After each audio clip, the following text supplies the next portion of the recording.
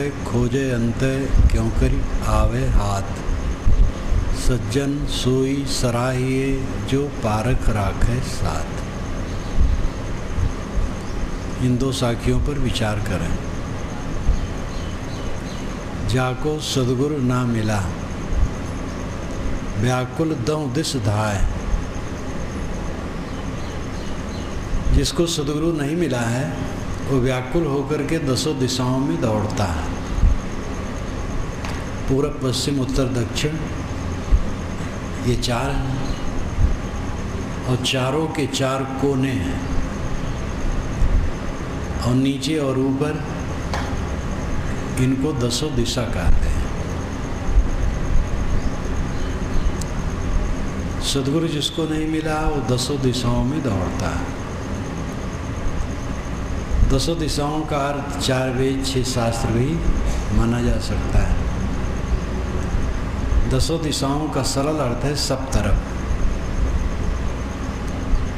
यथार्थ सदगुरु नहीं मिला है तो भटकता रहता है। मुक्ति के लिए रामेश्वरम जाता है। मथुरा, प्रयाग, काशी, अयोध्या, बद्रीनाथ, जगन्नाथ, काबा, मक्का, मदीना, कहाँ कहाँ जाता है। मक्का गए, मदीना गए, घूम फिर करके जैसे थे वैसे आ गए। एक उर्दू के कवि ने कहा, बोध नहीं है और शोध नहीं है, बाहर भटकने से कुछ मिलेगा नहीं। आँख न सूझे बावरा, ऐसे पगले को आँख से नहीं दिखाई देता। विवेक करता नहीं है। घर जरे घूर बुता है, घर में आग लगी है, बुझाता है घूर। हृदय में आग लगी है, पानी पत्थरों में भटकता है। सदगुरु और गुरु में फर्क है। पहला गुरु माँ है, फिर पिता है, उसके बाद अगणित गुरु आते हैं। सदगुरु रामराज साहब ने पंचग्रंथी में 7 गुरु और 8वां सदगुरु कहा है। माता पिता, नाल छीनने वाली दाई, कर्णवेद करने वाला, पढ़ाने वाला, यज्ञोपवीत करने वाला, दीक्षा देने वाला इत्यादि। 7 उन्होंने कहा। वैसे 7 नहीं, अगणित गुरु होते हैं। एक एक विषय का ज्ञान जो देता वो गुरु है। गुरु के बाद गुरु किया जाता है। हम संस्कृत जानते हैं, इंग्लिश भी जानना है तो दूसरा गुरु करना होगा। लेकिन सदगुरु के बाद सदगुरु नहीं होता। और सदगुरु वह पद है जहाँ से सारा संशय कट जाए। सदगुरु मिले ते जाए जिम संशय भ्रम समुदाय, गोस्वामी जी ने कहा मानस में। सदगुरु के मिलने से संशय और भ्रम का समुदाय, समूह समाप्त हो जाता है।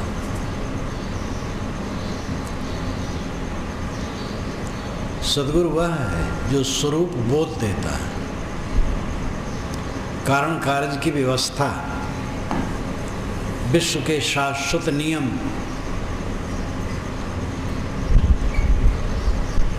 और स्वरूप ज्ञान का जो बोध दे। बोध के विषय 2 हैं, एक बाहर एक भीतर। बाहर संसार है, संसार के विषय में भी ज्ञान होना चाहिए। पानी कैसे बरसता है? आज के युग में भी जब पानी नहीं बरसता है तो पंडित लोग हवन करने पर डट पड़ते हैं। मुल्ला लोग भी बेचारे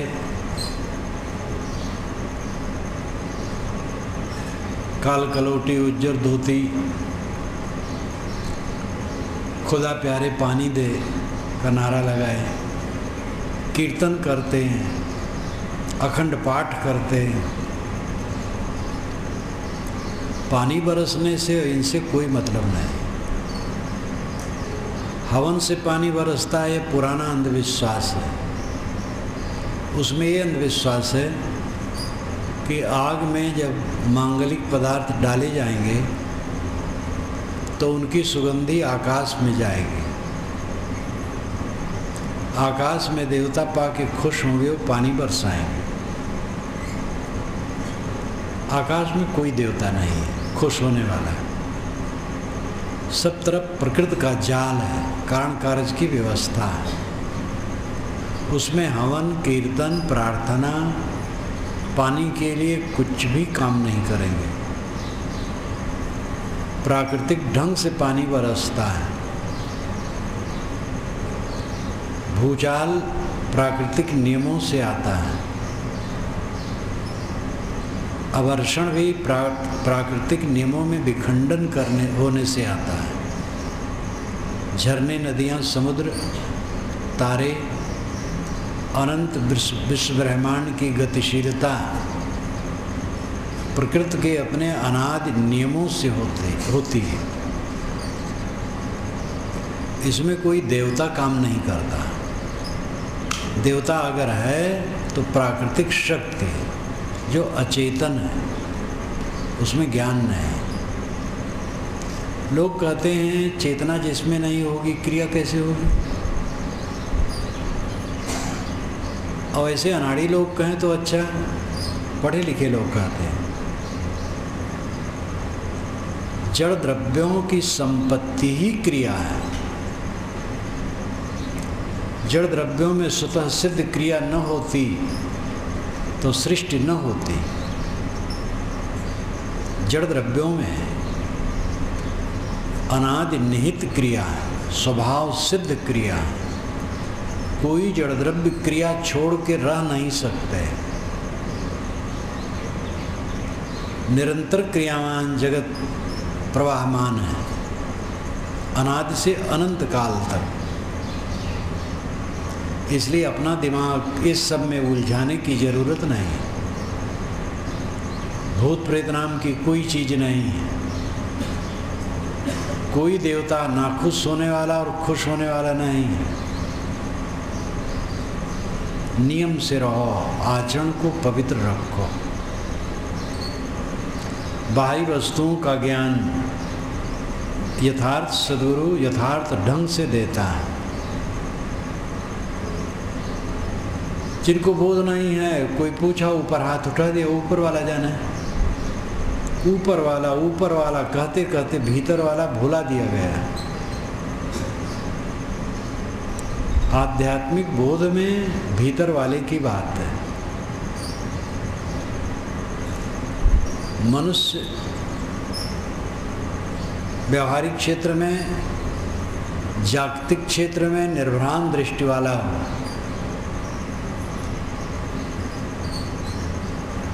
और आध्यात्मिक क्षेत्र में बाहर से पाने की लालसा वाला न हो। जिसे सच्चा बोध हो जाएगा वो समझेगा कि बाहर से कुछ मिलने वाला नहीं है। न बाहर से कोई परमात्मा मिलने वाला है, न बाहर से कहीं मोक्ष मिलने वाला है, न बाहर से कहीं स्वर्ग मिलने वाला है। मन निर्मल रखो, सबके प्रति प्रेम, स्वर्ग है। सबसे अनासक्त रहो, मोक्ष है। चेतना, अंतर्ज्योत, अंतर्ज्योत शब्द एक नारी। कबीर साहब के विचार की शुरुआत अंतर्ज्योत से होती है। तथागत बुद्ध के धम्मपदम की शुरुआत मन से होती है। मनो पुब्बगमा धम्मा मनो सेठा मनोमया। मनसा चेपुदुट्ठे न भासति वा करोति वा ततो नम दुख मनवेत चक्कम वा बहतो पदम। मन पूर्वगामी है, मनोपुब्बगमा धम्मा। सभी धर्मों कर्मों में मन पूर्वगामी, आगे आगे चलता है। मनोसेठा मन श्रेष्ठ है। मनोमया सारे कर्म मनोमय। मनसा चे पदुट्ठे ना भासति वा करोति वा। मन से प्रदुष्ट भावना रख करके, गलत भावना रख करके, भासति वा करोति वा, जो बोलता और काम करता है, ततो नम दुख मनवेद, उसके पीछे पीछे दुख उसी प्रकार चलते हैं। चक्कम व बहतो पदम, जैसे गाड़ी के पीछे, गाड़ी में जुड़े बैलों के पैरों के पीछे चक्के चलते हैं। तो तथागत बुद्ध की वाणी धम्म पदम मन से आरंभ होती है। सद्गुरु कबीर की वाणी बीजक अंतर ज्योत से आरंभ होती है। अंतर ज्योत शब्द एक नारी, हरि ब्रह्मा ताकी त्रिपुरारी। दूसरी रवैनी में भी उन्होंने कहा जीव रूप एक अंतर्भाषा, अंतर ज्योत कीन प्रकाशा। वेद वचन अग्नि से शुरू होता है। सभी वेदों में बड़ा और आरंभ का वेद ऋग्वेद है। ऋग्वेद का पहला मंत्र है अग्निमेले पुरोहितम यज्ञ से देवम ऋतजम होतारम रत्नधातमम। अग्निम ईले पुरोहितम यज्ञ से इत्यादि शब्द कहते हैं। अग्निम ईले पहला शब्द है। अग्निम और ईले दो पद मिला करके पहला शब्द बना है अग्निमीले। अग्नि नामकम देवम, ये शरणाचार्य भाष्य करते हैं। अग्नि नाम का देवता है। अग्नि नामकम देवम। ईले अस्तौम, ईले का अर्थ है अस्तुति योग्य, प्रार्थनी, वंदनी, पूजनी। ईड़ अस्तुताविद धातु, ईड़ धात अस्तुति परक है। संस्कृत में ईड़, ईल, ईले अस्तुति परक है। और यही बात अल्लाह के लिए है। अल्लाह, अल्लाह एक शब्द है जिसमें दो पद है, अल और इलाह। अल आदरणीय, जैसे इंग्लिश में दी, आदर सूचक लिखने के लिए इंग्लिश में दी लगाया जाता है, अरबी में अल लगाया जाता है। अल आदरणीय। इलाह पूज्य, प्रार्थनी, वंदनी। इलाह, अल इलाह अल्लाह। इलाह, ईले, ईड़े, ईड़ एक ही बात है। वेद के वचन और इस्लाम का इलाह बिल्कुल एक फिट हो जाता है। दूर दूर जो लोग मान रखे हैं अपने को गलत है। यहाँ पर बात यह है कि कबीर की वाणी अंतर्ज्योत से शुरू होती है, बुद्ध की वाणी मन से शुरू होती है, वेद की वाणी अग्नि से शुरू होती है। वैदिक ऋषि अग्नि को देवता मान के पूजते थे। आग्नेय देवता वेदों में भरे, आदित्य, सूर्य, सविता, उषा, अश्वनी, दधिक्रा, अनेक देवता सब आग्नेय हैं। लेकिन वेद में भी अंतर्ज्योति आत्मा की बात है और मन की बात है। बुद्ध वाणी में भी मन कहते हुए आत्मा की बात है। अत्ता ही यत्तनो नाथो, अत्ता ही यत्तनोगति। आत्मा ही आत्मा का स्वामी है, आत्मा ही आत्मा का प्राप्तव्य है। कबीर वाणी में भी मन पर काफ़ी विस्तार है। अंतर्ज्योति, आपका स्वरूप अंतर्ज्योति है। आप कौन हैं? देह नहीं, ब्राह्मण शूद्र नहीं, हिंदू मुसलमान नहीं, स्त्री पुरुष नहीं, काले गोरे नहीं, बूढ़े बालक नहीं। आप अंतर्ज्योति, ज्ञान है, शुद्ध स्वरूप है। आपको कुछ पाना नहीं, सब पाने की ख्वाहिश छोड़ देना, बस अपने आप में मगन। ये बोध है। सद्गुरु ऐसा बोध देता है और भटकना बंद हो जाता है। लेकिन जिसको सद्गुरु नहीं मिले, दसों दिशा में वो भटकता। अच्छे अच्छे पंडित भटकते हैं, अच्छे अच्छे महात्मा और विद्वान अंगूठियाँ पहने रहते हैं। सन्यासियों को मैंने देखा अंगूठियाँ पहने। वैष्णव विद्वान महंत को देखा गुल्ली ताबीज पहने। किसी ने बता दिया होगा, शायद उनको भूत ऊत का डर होगा। सारा कबाड़ तो वातावरण में तैर रहा है, शास्त्रों में भी और लोगों के मुख से भी ज्ञान के साथ तमाम कबाड़ तैर रहा है। और निर्छीर विवेक जहाँ नहीं होगा वहाँ निर्णय नहीं हो, आदमी भटकेगा। जाको सद्गुरु ना मिला व्याकुल दहुदिस धाय, आँख न सूझे बावरा घर जरे घूर होता है। ये प्रत्यक्ष है। हम तो स्वयं अपने पर सोचते हैं हमें सद्गुरु न मिले होते, पारखी भक्त संत न मिले होते, पता नहीं कहाँ भटकते होते, क्या करते होते। आदमी अहंकार कर लेता है, ज्ञान हो जाता है कि हम तो स्वयं पूर्ण हैं। स्वयं तो हमें बोलना भी नहीं आता, कोई न सिखाया होता। सारे संसार से हम उपकृत हैं।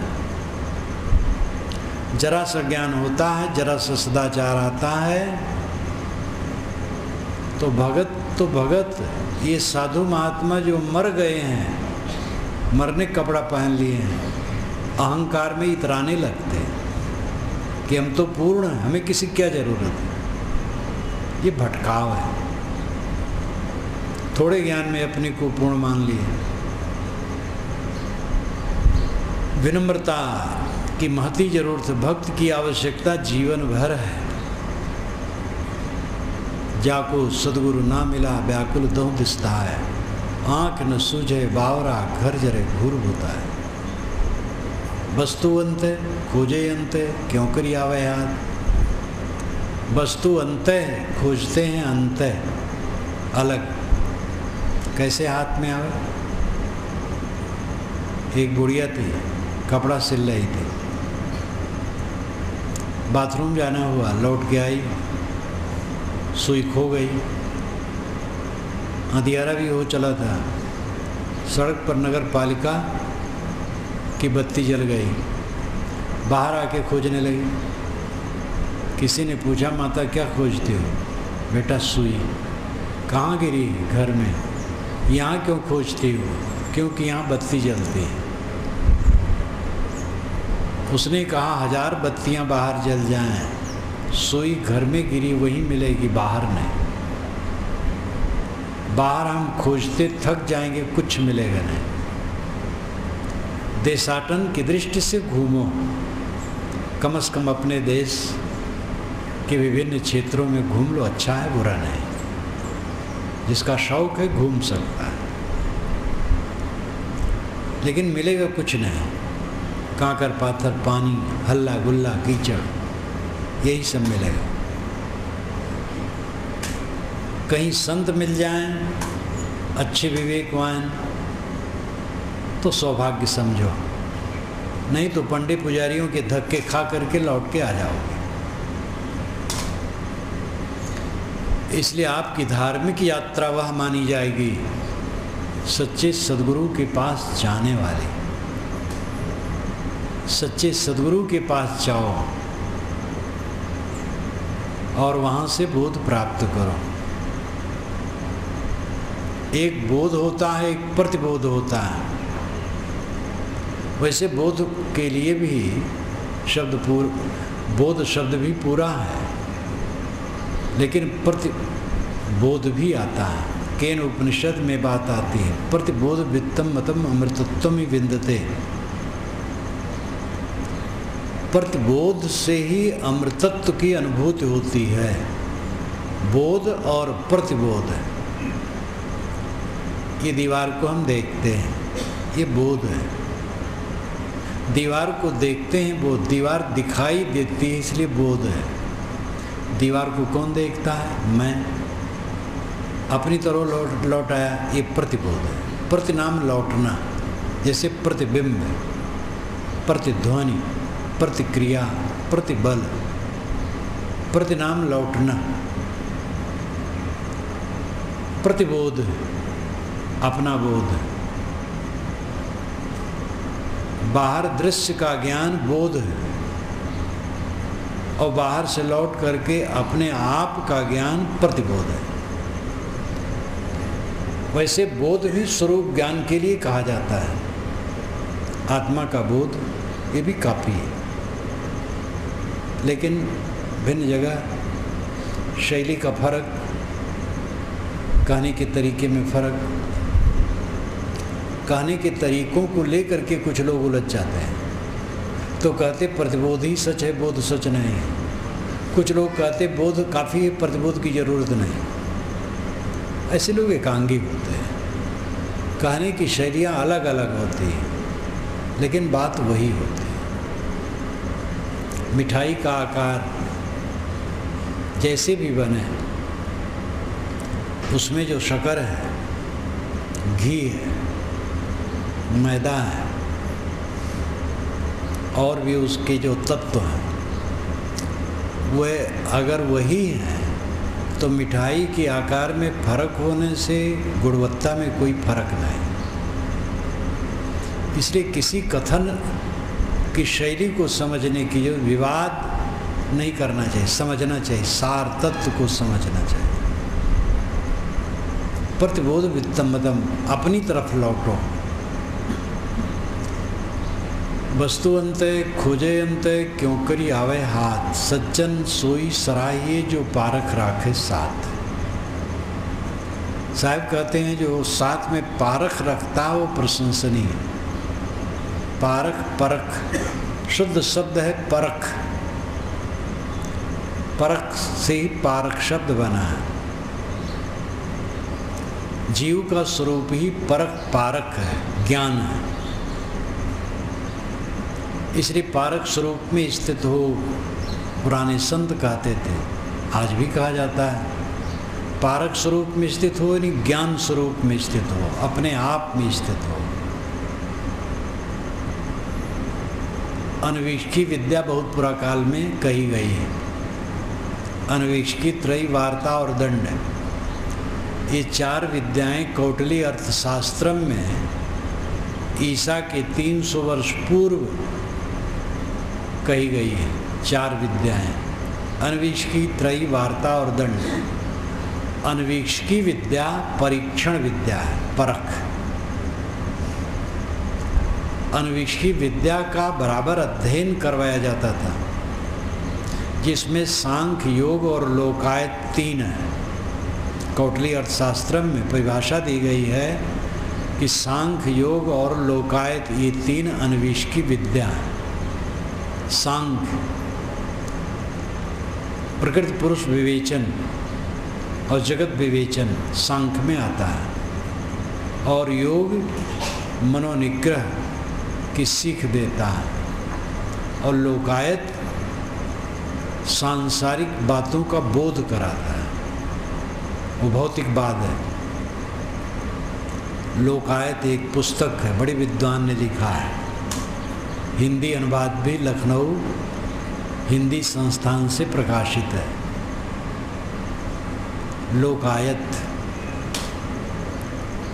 लोकायत भौतिकवादी शास्त्र है, उसकी भी जरूरत है। कबीर बहुत बड़े अन्वीक्षक थे, उनकी वाणी अन्वीक्षकी है, परख पारक से पूर्ण है।